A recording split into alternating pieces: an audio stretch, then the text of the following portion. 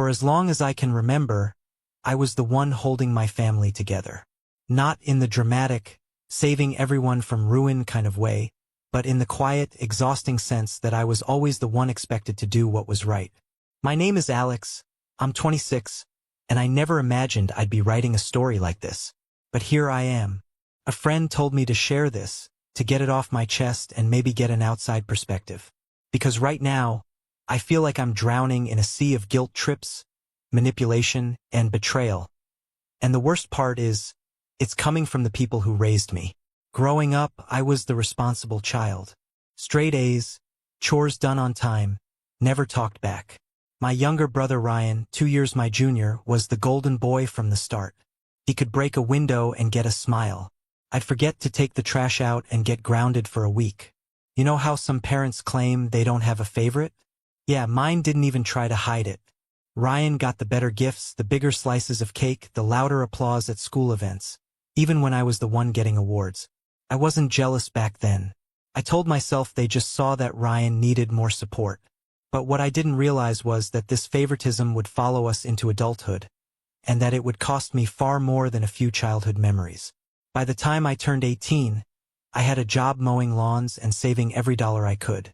I worked my way through community college and eventually landed a decent role as a project manager at a tech firm. It's not glamorous, but it pays well and it's stable. I was proud of myself. Ryan, on the other hand, bounced from dream to dream. He wanted to be an influencer, then a DJ, then opened a phone repair shop that crashed within a year. Each time, my parents were there to pick up the pieces. Money? Sure. Free rent? Of course. Excuses? Endless. Despite all this, I tried to be supportive.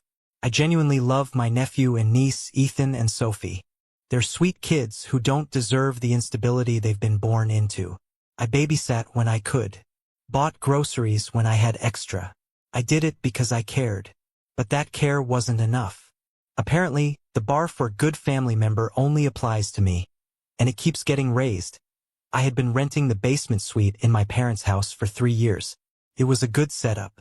Separate entrance, mini kitchen, my own bathroom. I paid monthly rent, not market rate, but enough to help with the mortgage and upkeep.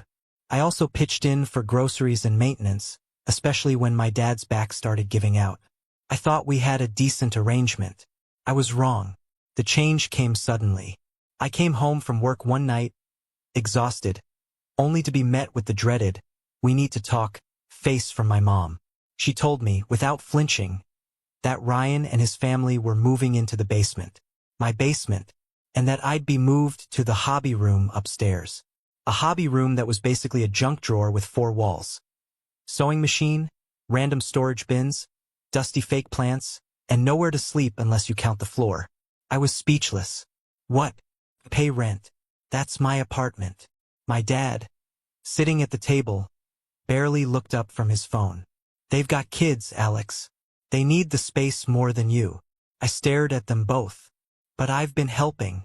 I've been covering part of your bills. You didn't even ask."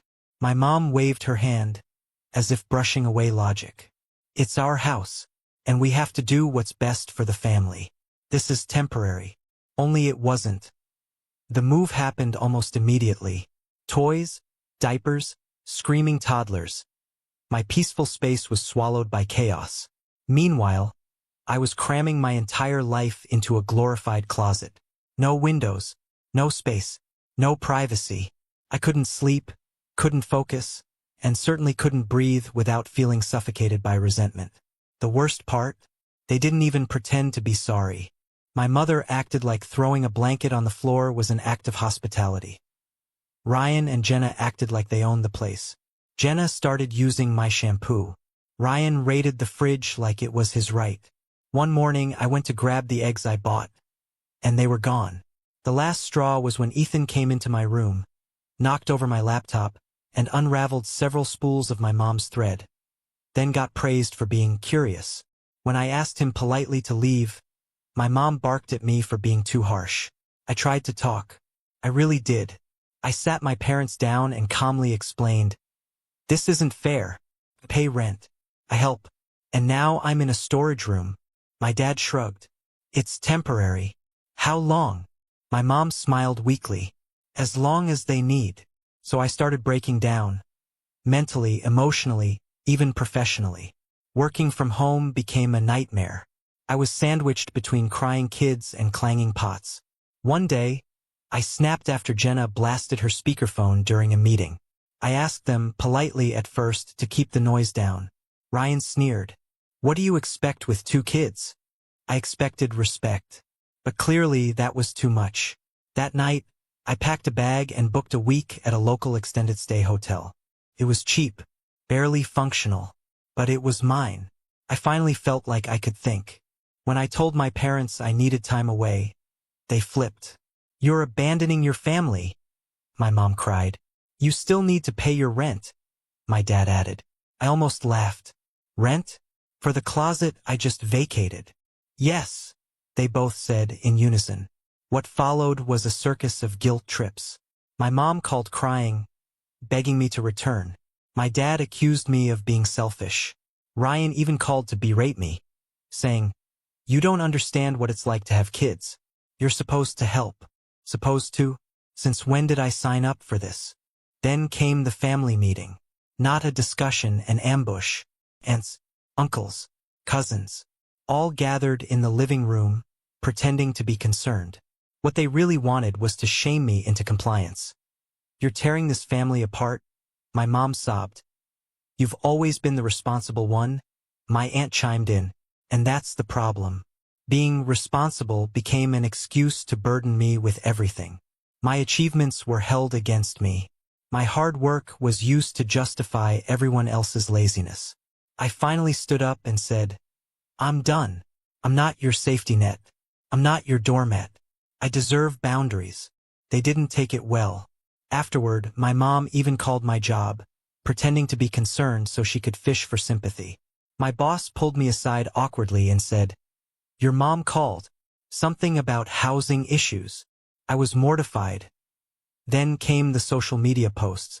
Ryan, playing victim, wrote vague but scathing messages. Some people only care about themselves when their family is struggling. His followers, most of them distant relatives, flooded the comments with support. I was branded the villain without anyone hearing my side. I called Ryan. Stop this. You're lying. I didn't name you, he said smugly. If people assume it's you, that's not my fault. Coward.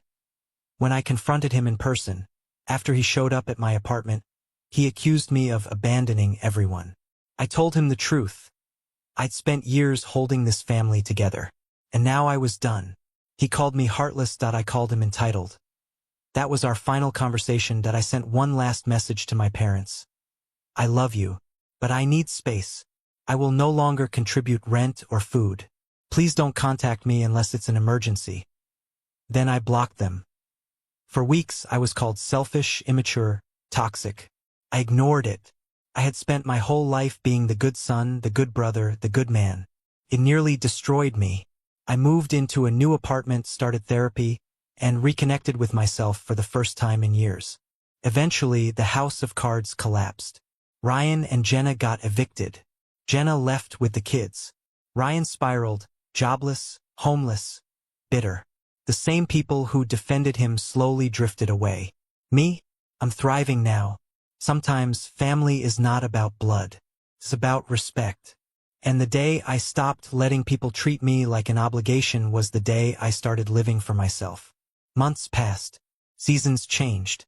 The calls and messages slowed, then stopped. I heard things through the grapevine. Ryan was couch surfing, jobless, trying to get back on his feet. My parents had taken out another loan to help him. Their house, our house, was eventually foreclosed. The basement, the closet, the memories gone. And I didn't go back. Not once. Not when they lost the house. Not when my mom ended up in the hospital briefly. Not when Ryan texted a weak apology months too late, ending it with, "Can we just go back to being family?" I never replied, because sometimes you don't go back. Sometimes walking away is the only way to save yourself. I built a life after the fire. I found peace in silence, in my own space, in people who didn't treat love as a currency. I learned to stop apologizing for setting boundaries, for choosing myself, for saying no. It took nearly losing everything to realize how little I ever truly had with them. I don't regret leaving, but I do regret staying as long as I did. The truth is, not every family deserves your loyalty, and sometimes, the best way to love yourself is to never walk through that door again.